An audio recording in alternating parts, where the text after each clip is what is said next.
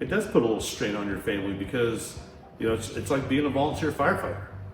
You know, if I get called, I've got to go. You know, I don't have a choice. I am, you know, I'm in charge.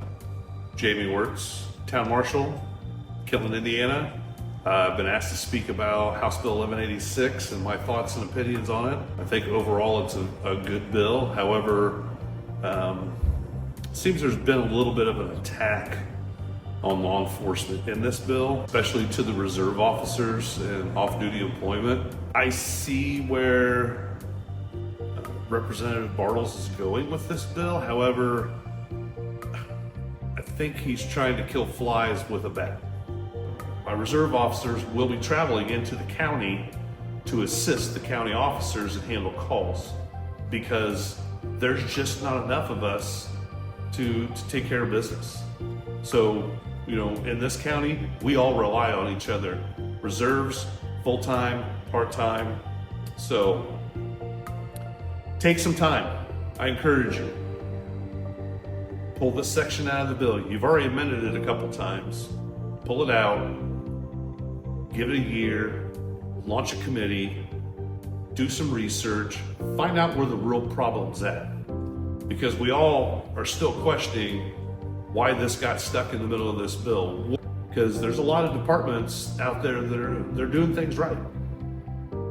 And, you know, I would be glad to assist any of the legislatures with anything that they need. You'll make me part of the committee. I'll take time out of my day to go and visit with departments and get stats and figures and whatever you need. But pull it, launch a committee, take some time, dig into this for real. And then if you want to do something, do it. But don't just do it haphazardly. And that, I think, is what is happening right now. Well, my name is Connor Billenstiel. I'm currently full-time with Parker City. I'm our night shift officer as well as our K-9 handler. I'm certified as an instructor through ILEA, a generalist, as well as numerous other instructor certifications. I started my career at Geneva in Adams County as a reserve. I was there from 2011 until 2016. I started as just a standard reserve, moved my way up to reserve sergeant, and then eventually got hired full-time at Parker City. So my understanding with House Bill 1186 is that we're trying to restrict reserve officers. It originally started with Tier 2 officers and reserve officers total. Now it's just kind of narrowed down to reserve officers. I understand why the state or why legislators are pushing to try to restrict off-duty work, but my opinion is that if we're going to restrict off-duty work, it should be for everyone and not for one subgroup. We're all officers in the state of Indiana. We all do the same job. We all go out there and enforce laws. If we see this affecting a lot of towns, whether they're big or small, depending on if they have reserves or not, I do think that a lot of reserves do supplement their income with off-duty security work. And I feel like if they're not able to supplement that income, I don't know how many are going to continue to want to be a reserve. Like I said, reserves by state statute cannot be paid. Because of that, I think they should be allowed to do off-duty security work the same as anyone else is. On holidays, stuff like that, it's tremendously helpful to the town because that allows us to have that almost 24/7 coverage that, you know, every person wants in their smaller communities. But ours actually, you know, my opinion, put in pretty hard work to help us out. So I think that's very helpful.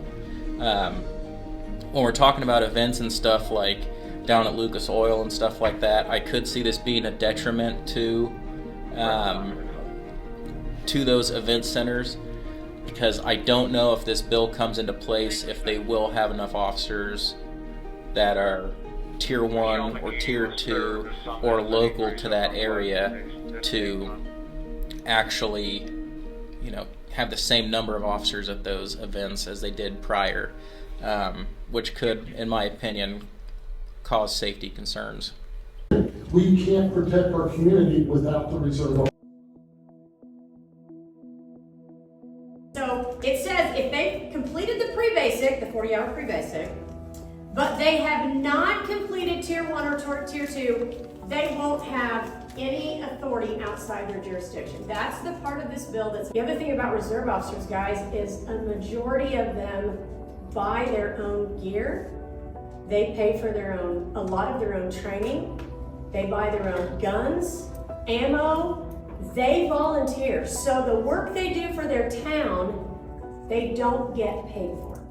A majority of the reserves and the town marshals out here in rural Indiana are not getting paid. They can't be paid, the reserves. They don't get paid. The town doesn't have the money. They back up all the other law enforcement officers. They respond to calls at night when nobody else is around. Oh, does E-Town have their town marshal? Let's call him and see if he'll go take care of this domestic problem 2 streets down from his house. So the reserve officers are not getting paid.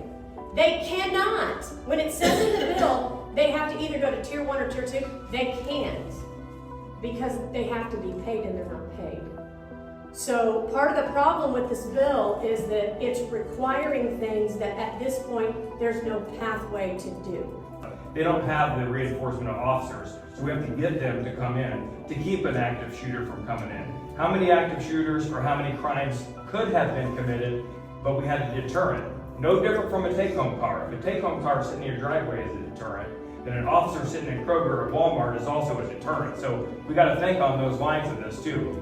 The scary part is we do have a lot of separation going on the blue line here. We've taken the blue line, we've ripped it right down the middle between all of ourselves. Because we have tier 1 over here, not saying everybody. Okay, I know you're tier 1, right? And we have tier 2 guys, and we've separated all of ourselves. So we're on the same team, but yet we're fighting each other. And these tier 1s and 2s, they probably were all started and came out as reserve. Don't forget where you came from,